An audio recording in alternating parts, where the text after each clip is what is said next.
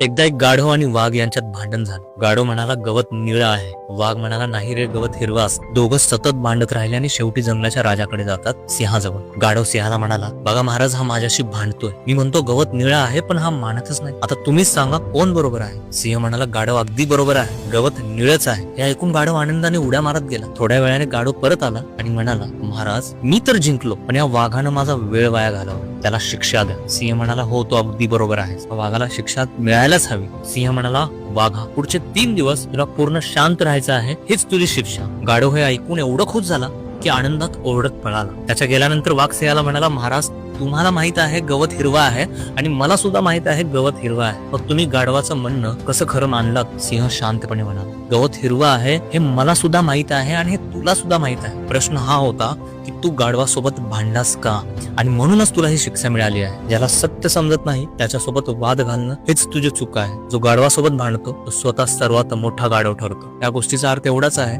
की जगात बरेच हट्टी लोक असतात. जर तू त्यांच्याशी वाद घालशील तर शेवटी तू ही त्यांच्याच श्रेणीत जमा होशील. गाढवासोबत वाद जिंकून काहीच मिळत नाही,